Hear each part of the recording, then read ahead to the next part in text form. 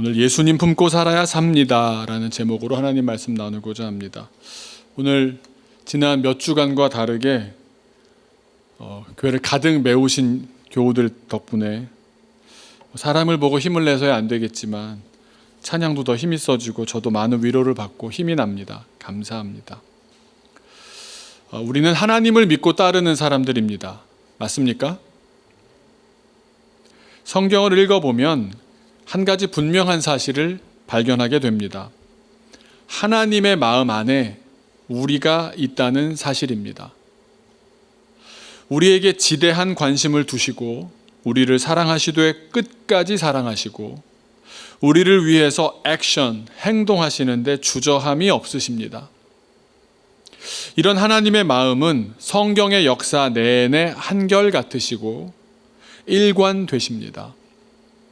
그런데 반대로 우리 안에는 하나님이 계십니까? 답하기가 쉽지 않지요.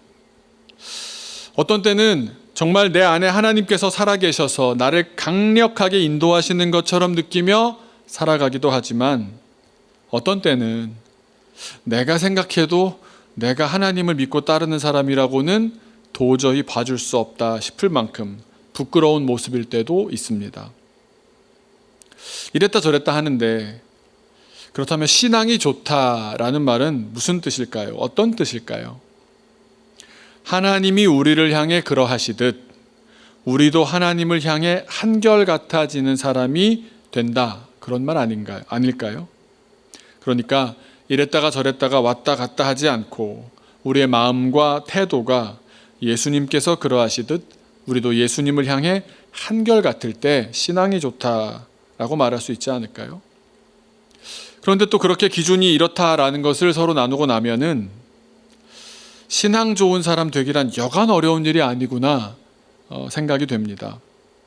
우리 같은 연약한 인간이 어찌 한결같을 수가 있겠으며 또 예수님을 한순간도 잊지 않는 그런 완전 무결한 삶을 살 수 있을까? 절반만이라도, 아니 10%만이라도 예수님 붙들고 살면 좋겠다. 그런 생각이 들 때도 적지 않습니다.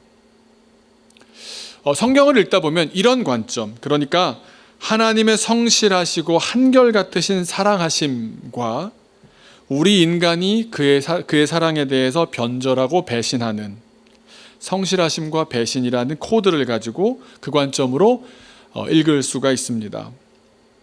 그런 관점에서 보다 보면 인간의 모습은 이렇게 나옵니다.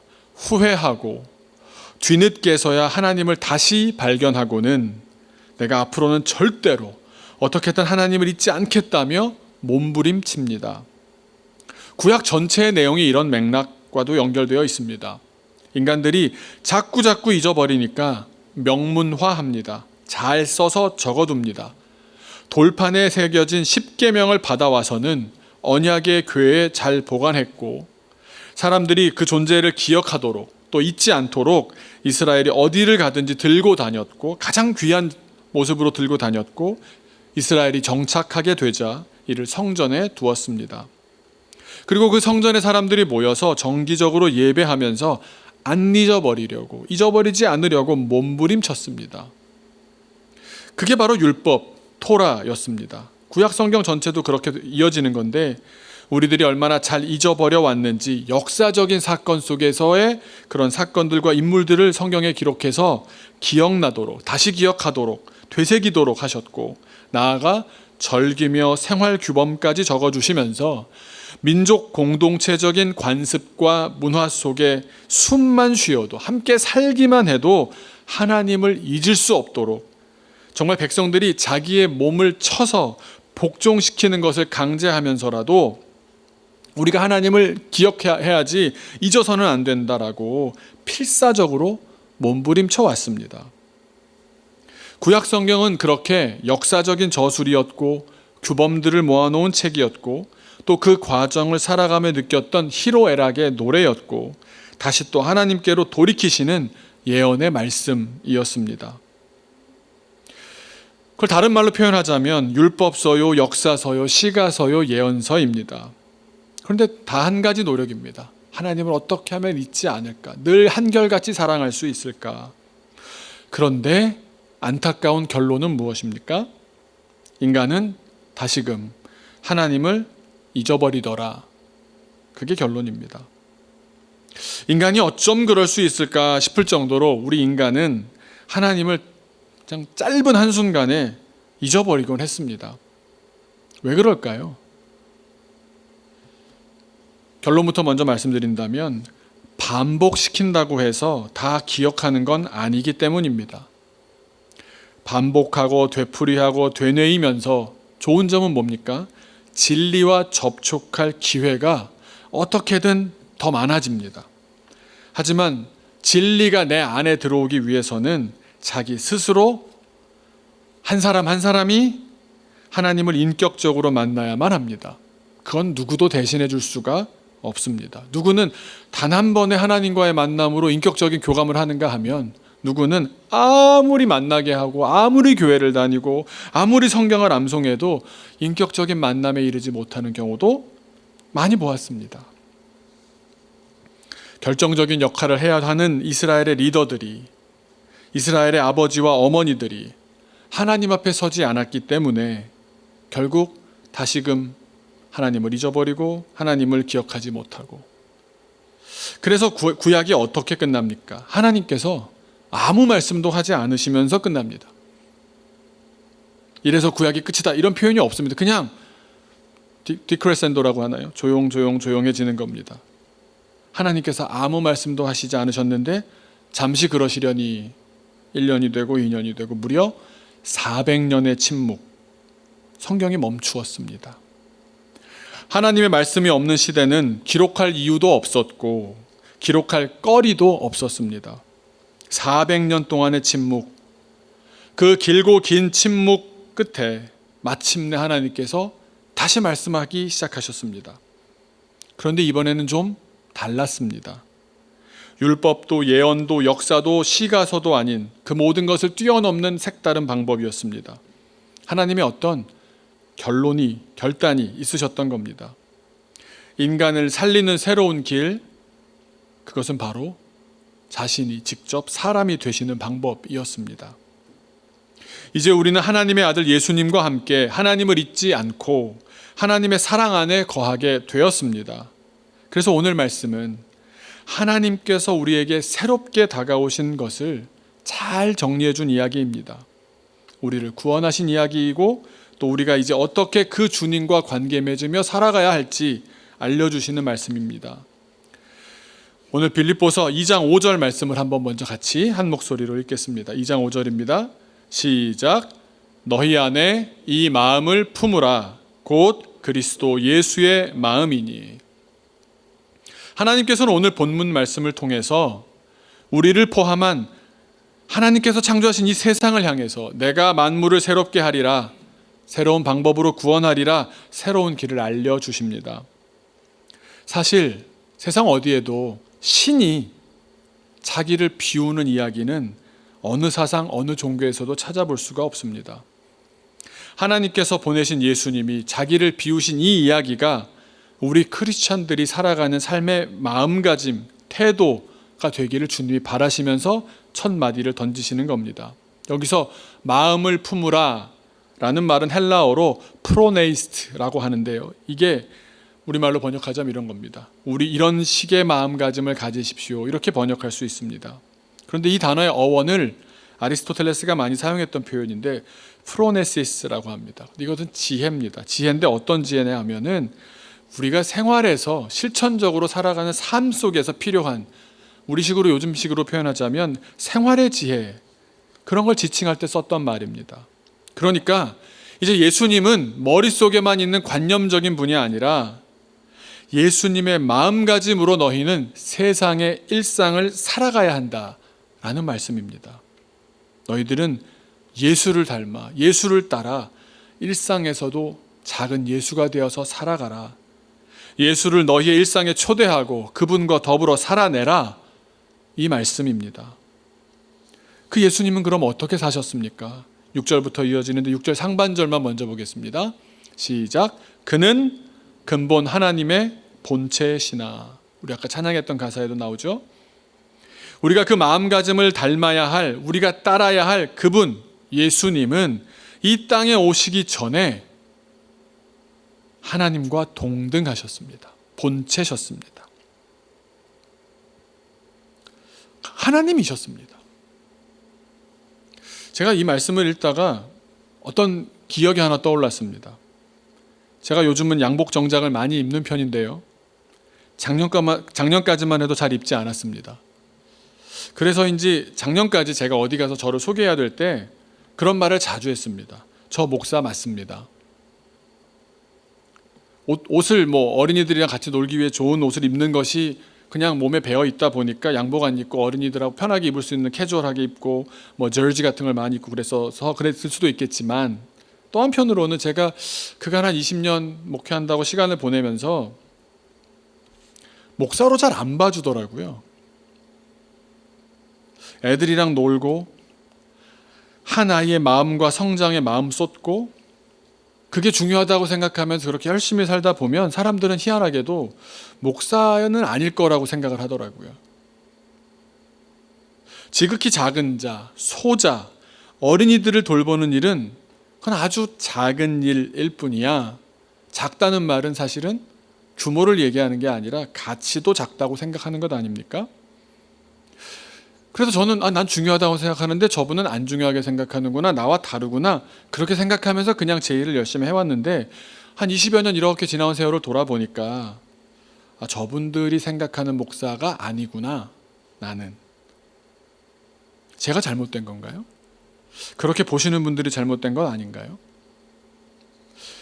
5절 말씀을 묵상하면서 설교 준비하는데 계속 그 말이 떠올랐습니다. 저 목사 맞습니다. 저 목사 맞습니다.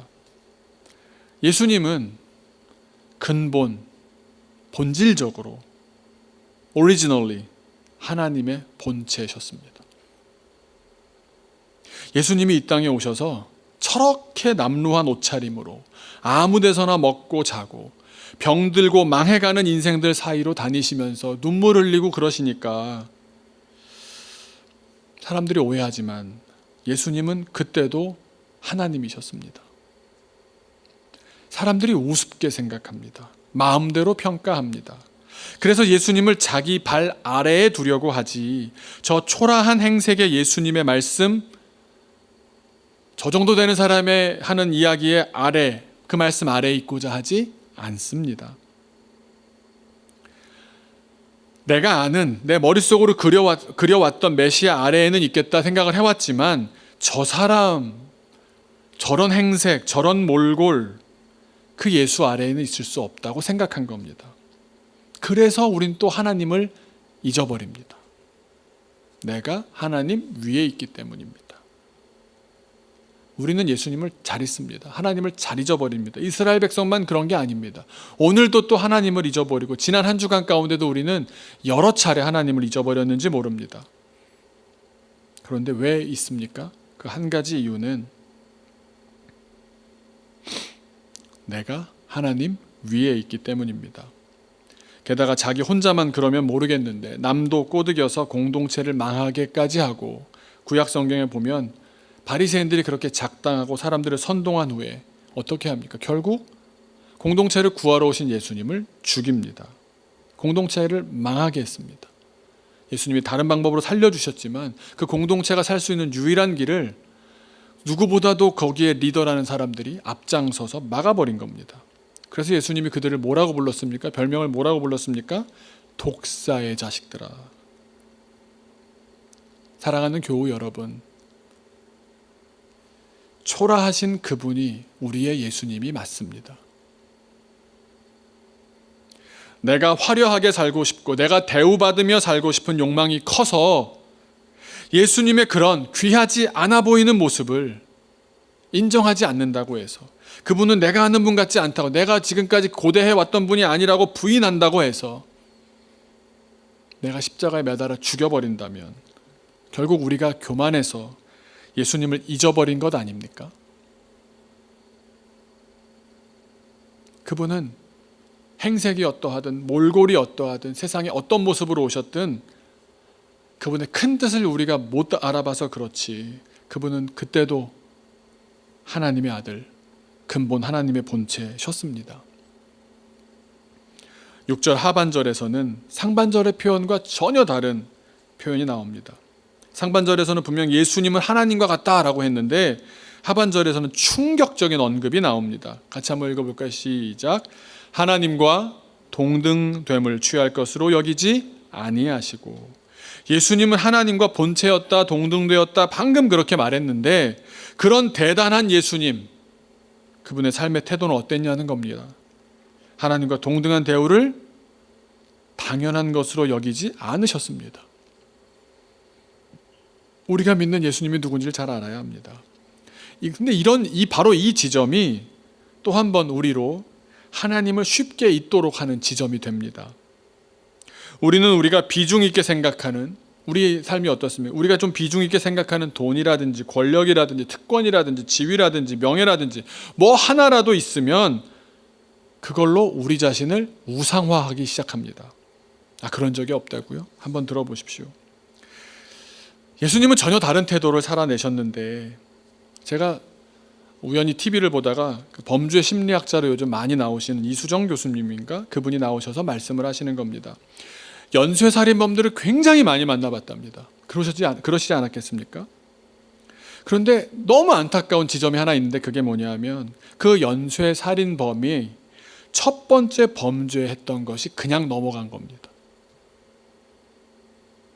발각되지 않고 심판받지 못한 채로 그냥 유야무야 혹은 아무도 모른 채로 넘어간 겁니다.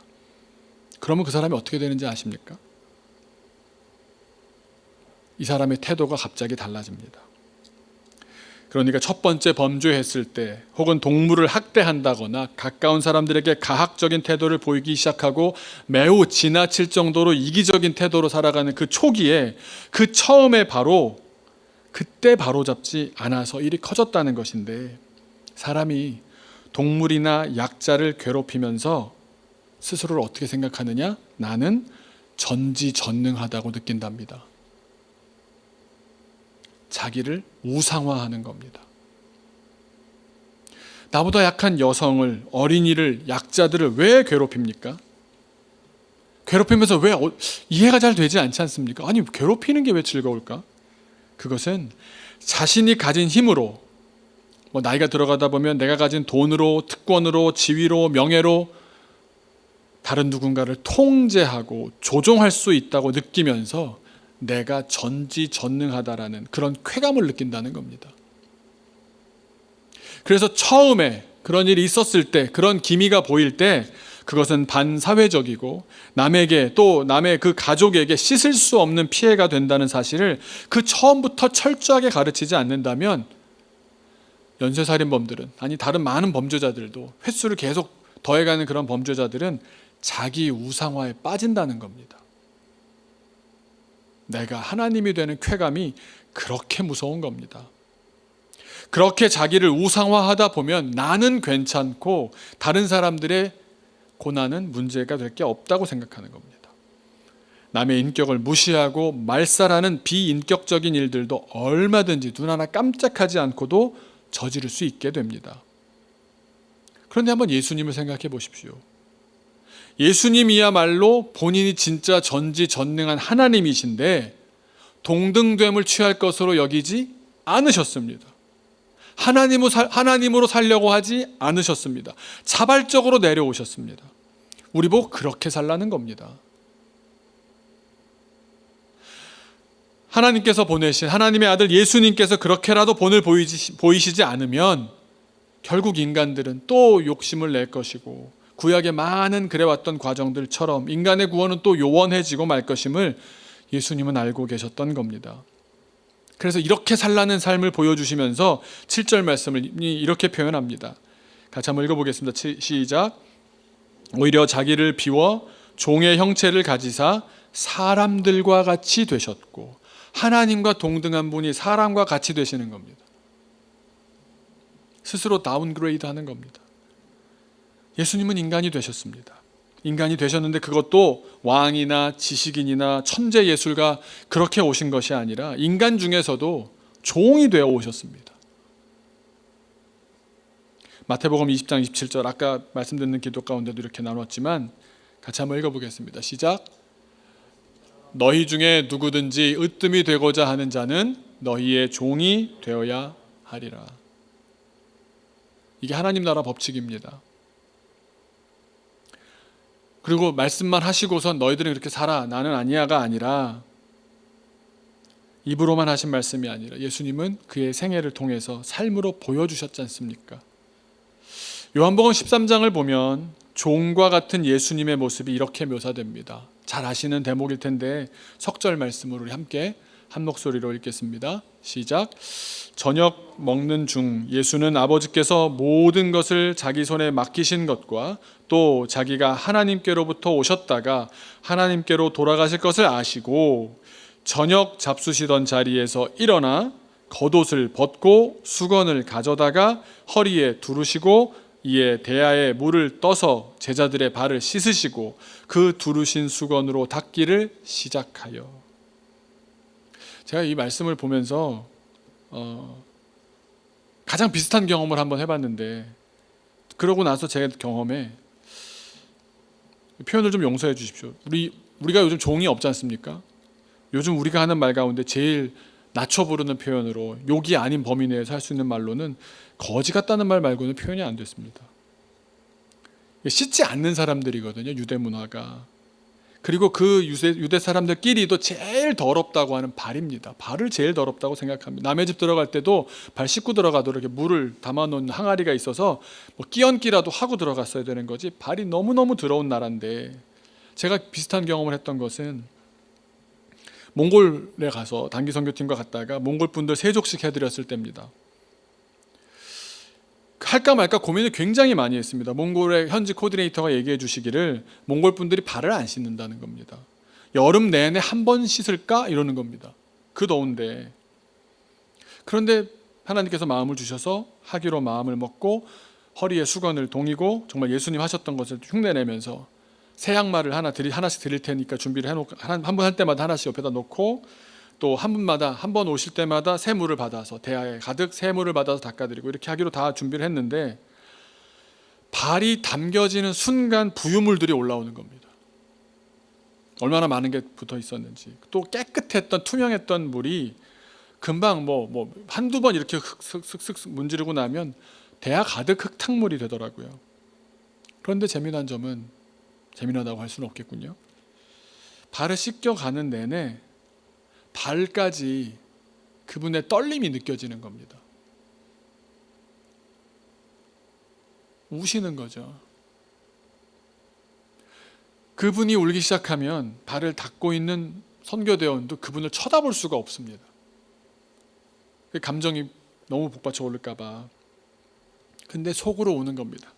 그리고 기도하면서 말도 잘 안 통하니까 발은 닦을 수 있고, 성경이 어떤 의미인지는 목사님 설명을 하셨으니까 발을 닦으면서, 주님, 이 발이 몽골 여기저기 교회 다니면서 복음 전하는 말이 될 텐데 이 발을 축복합니다. 그 기도만 하시자고 기도하면서 하는데, 그 감동이 올라오는데 냄새는 어마어마한 겁니다.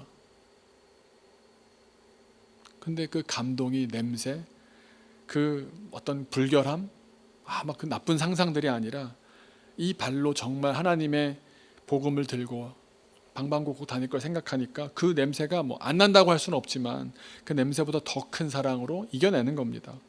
그리고 다 닦고 나서 수건으로 닦아드린 다음에 양말을 신겨드리고서는 마지막으로 같이 기도하면서 안아주는데, 정말 서로의 호흡이 다하도록, 호흡의 끝에서 끝까지 위아래로 호흡을 다하면서 있는 숨을 다해 우는 것을 보게 됩니다. 같은 인간 사이에서도 누가 누구의 발을 닦아준다라는 것이 그런 느낌일진데, 하나님의 본체이신 분이, 하나님과 동등하신 그분이, 그 높으신 분이 그렇게 하십니다. 자발적으로 거지가 되셨습니다. 그래서 그 모습을 오늘 본문 8절은 이렇게 기록합니다. 같이 읽어볼까요? 시작. 사람의 모양으로 나타나사 자기를 낮추시고 죽기까지 복종하셨으니 곧 십자가에 죽으심이라. 죽음까지, 그러니까 자기가 이 생명, 세상을 살면서 할 수 있는 마지막 그것까지 다 들여서, 생명까지 들여서 사랑하셨습니다. 우리 모두가 다 죽음은 생명의 끝이라고 생각하지 않습니까? 살아온 인생의 마지막이라고 생각하지 않습니까? 그러니까 다 주는 겁니다. 그래서 예수님께서는 발을 씻기신 의미를 설명하는 요한복음 15장에 13절에 이렇게 말씀하십니다. 사람이 친구를 위하여 자기 목숨을 버리면 이보다 더 큰 사랑이 없나니. 이 말씀을 왜 하셨겠습니까? 내가 너희를 사랑해서 죽을 거야 라는 예고 아니겠습니까? 예수님께서는 비우고 비우다 못해 자기의 생명까지 비우셨습니다. 그저 바라기는 저의 인생도 저의 목회도 예수님을 마음에 품고 예수님의 태도로 예수님의 사랑을 조금씩이라도 더 닮아가기를 소망합니다.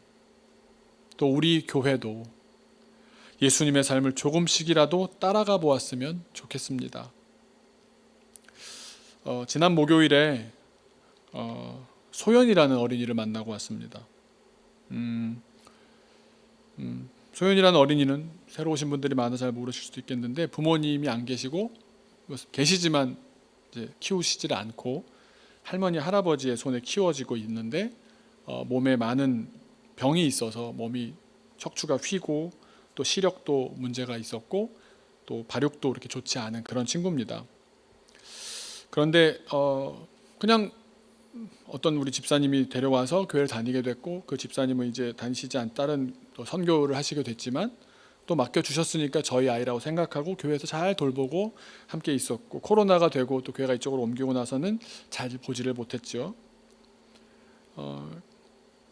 그리고 우리 장순빈 전도사님이 별내로 이사 가신 다음에 한 주일에 한 번씩 주일에 했던 영상을 가져가서 보여주시고 성경 공부한 내용도 알려주시고 그렇게 한 주일에 한 번 신방을 하고 그렇게 하는 게 교회로서 당연한 일이다라고 생각하고 해오고 있었을 뿐인데 기독교 방송국 CTS에서 어려운 형편의 사람들을 도와주는 프로그램에 나가게 되었다는 겁니다. 그러면서 그 PD가 저한테 연락을 했습니다. 목사님도 출연해 주실 수 있습니까? 그래서 현장에서 소연이의 삶을 취재하는 영상과 스튜디오에 나와서 좀 대변해서 얘기해 주시는 장면에 다 나와 주실 수 있겠습니까? 그래서 이 여차저차 과정이 있었는데 여튼 소연이를 돕는 일이 된다라는 생각에 그렇게 참가하겠다고 말했습니다. 그리고 지난 목요일에 PD를 전화상이 아니라 얼굴을 처음으로 만났습니다. 그래서 물어봤습니다. 너무 궁금해서 아니 소연이가 어떻게 알았습니까? 또 소연이라는 아이가 우리 교회 다닌다는 사실은 또 어떻게 아셨습니까? 그랬더니 이제 방송국에서는 그러나 봐요. 취재를 하면서 거리를 찾는 거죠. 그래서 다른 많이 어려운 이들을 도와주는 그런 방송들을 모니터링을 하다가 SBS의 어떤 그런 프로그램에 소연이가 출연했던 것을 이제 보게 된 겁니다. 그리고 돕고 싶다라는 생각이 들었던 건데 그래서 먼저 연락처를 찾아가지고 알아내서는 전화를 한 겁니다. 그러면서 기독교 방송국이니까 한 가지 조건 아닌 조건이 뭐냐면 소연이가 그때까지는 이게 SBS에 나온 거니까 교회를 다닌다 안 다니다 이런 표현이 없었겠죠. 사실 그 당시엔 또 다니지도 않고 있었고 SBS에 나왔을 때는 그래서 사전 인터뷰 겸 이렇게 이 프로그램이 될 수 있을까 없을까 해서 전화를 해봤답니다. 그런데 소연이를 키우시는 할머니 할아버지와 대화하다 보니까 독실한 불교 신자라는 사실을 알게 되셨습니다. 방송이 어렵겠구나 생각을 했더니 사전 인터뷰가 진행되는 가운데 할머니가 그러시더랍니다. 소연이는 날마다 교회 얘기를 해요. 그래서 구체적으로 물어본 겁니다. 그러면서 그 결론이 작가가 또 PD가 생각한 결론은 소연이에게 가장 큰 행복, 소연이의 지금을 지탱해주고 있는 것은 할머니와 함께 사는 것과 교회네요. 그래서 기독교 방송국에서도 이런 경우가 처음이랍니다. 하지만 그 아이는 신앙이 있는 것 아니냐, 우리가 돕자라고 마음을 먹었다는 겁니다. 저 역시 소연이와 할머님을 돕는 일인데 마다할 이유가 없었고요.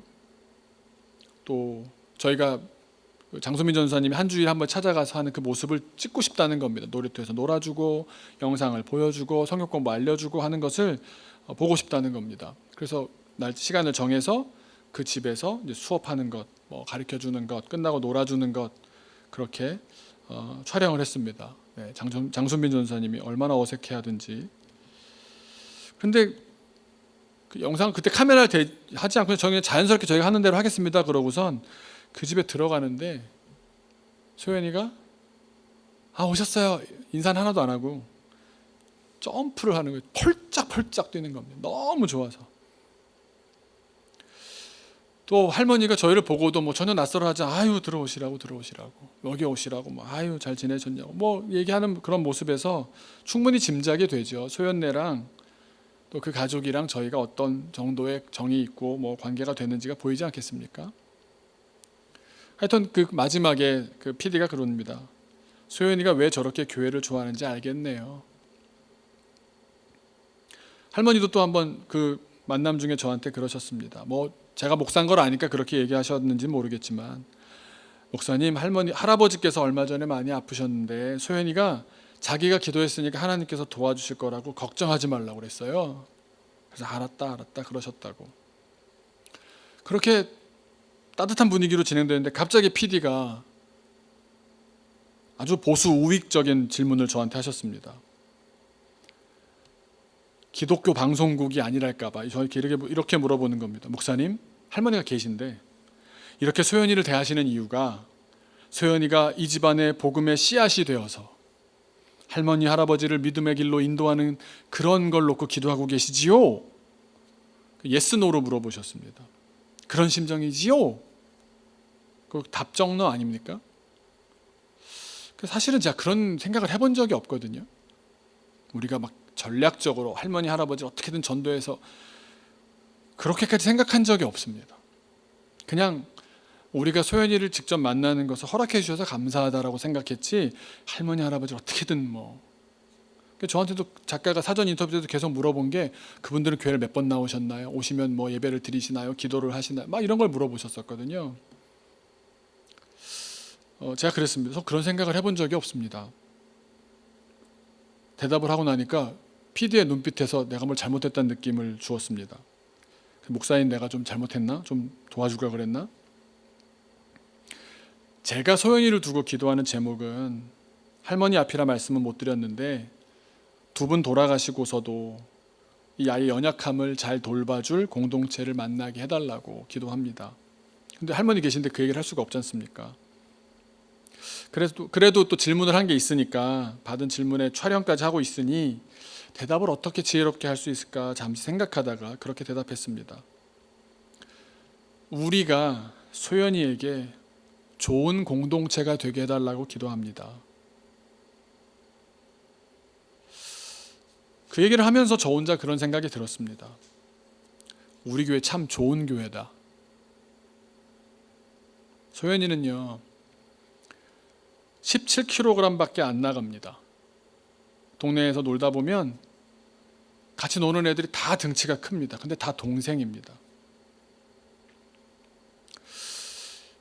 그렇게 작은 아이가 먹는 것도 깨작깨작거립니다. 김치는 안 먹습니다. 또 할머니한테 반찬 투정 엄청 합니다.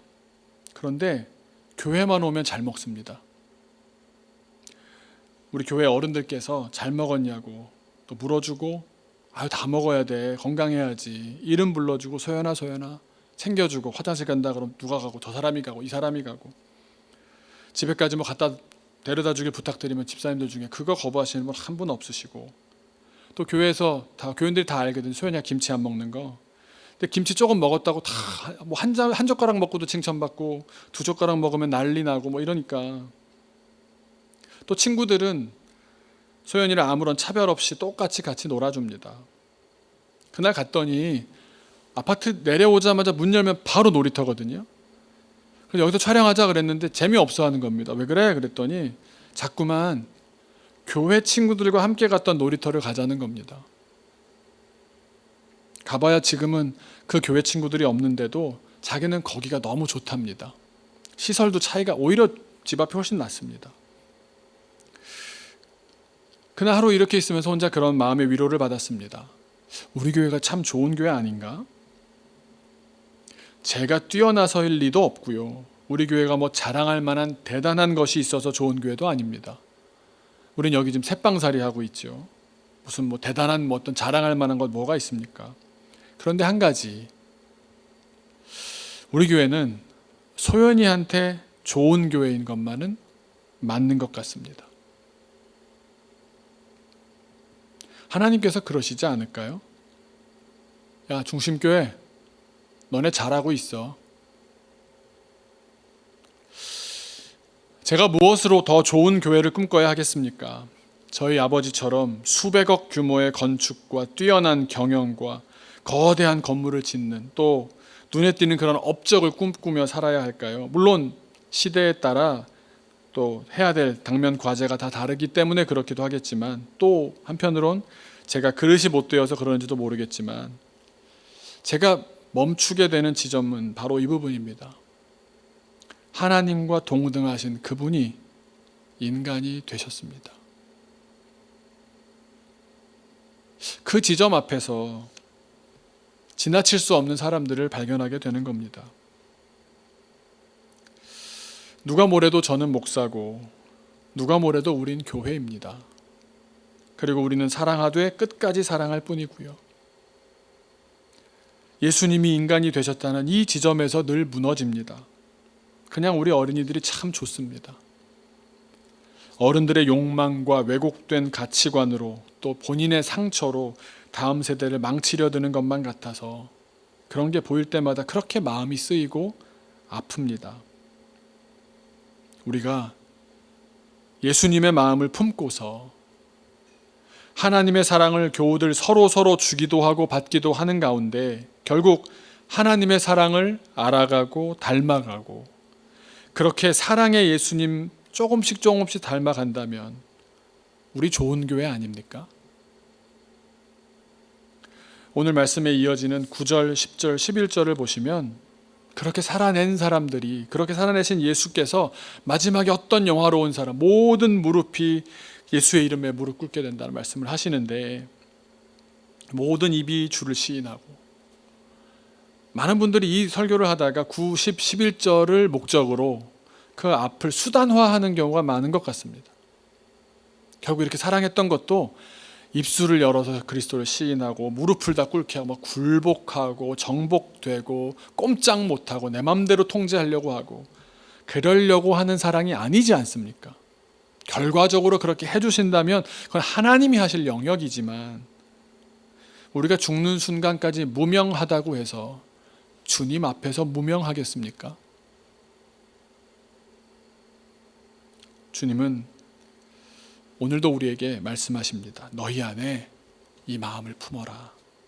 그리스도 예수의 마음인데, 그분은 원래 하나님과 같은 분이셨지만 나도 하나님과 똑같아지겠어라고 하지 않으셨고, 자기를 비우셔서 그지같이 되셔서 사람들과 똑같아지셨고, 아예 사람이 되어서 사람의 모습을 가지고 나타나셔서 자기를 낮추셨고, 심지어 죽기까지 그 말씀으로 사랑하며 복종하셨어. 그게 십자가야. 여기까지면 족하지 않습니까? 우리도 그 삶을 살기로 다짐하고 그 사랑의 주인이 되고자 살아가는 것을 주님이 원하시지 않겠습니까?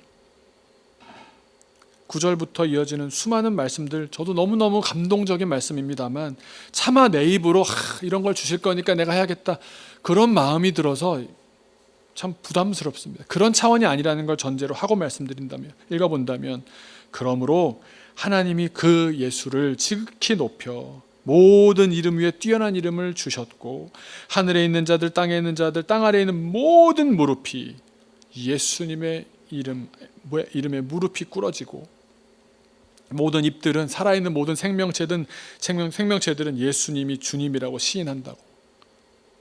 결국 그것이 하나님 아버지께 영광이 된다고. 저는 그런 영광스러운 날을 제 생애 가운데 못 볼 수도 있다고 생각합니다. 못 본들 어떻습니까?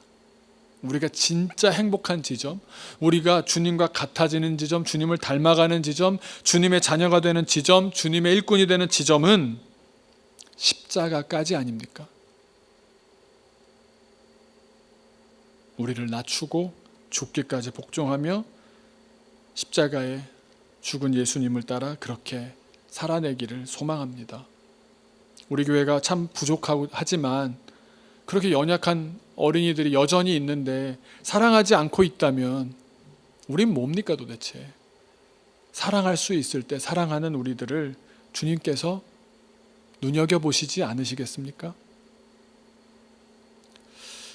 우리 이 시간 잠시 기도하겠습니다.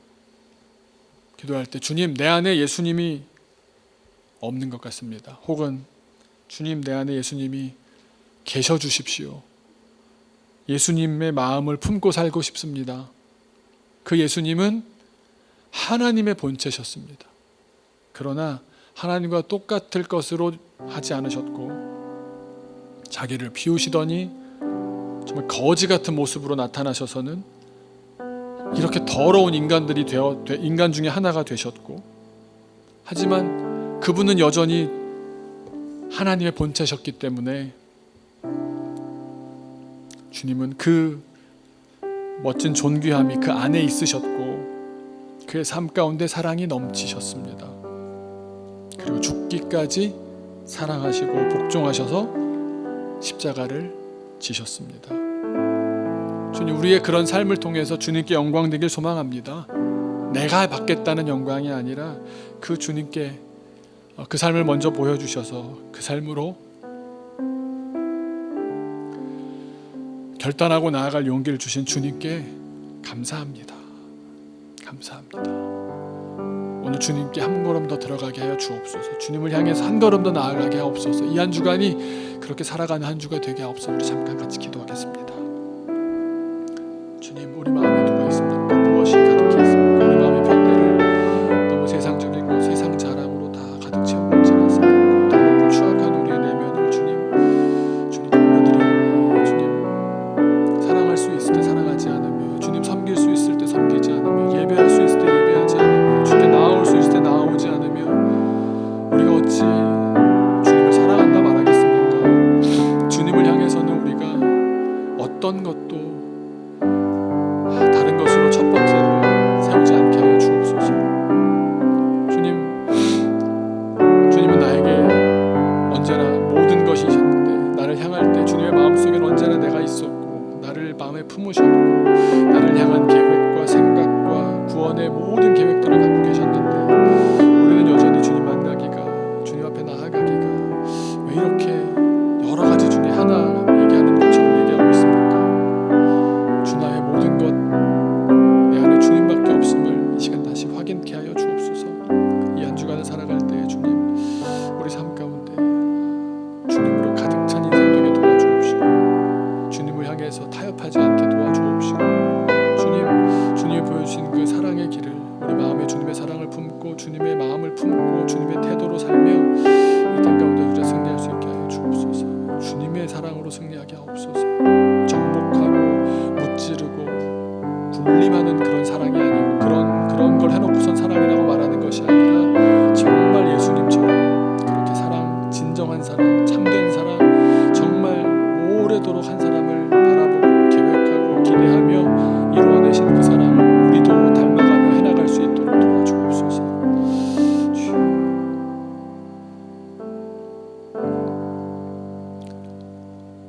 살아계신 아버지 하나님,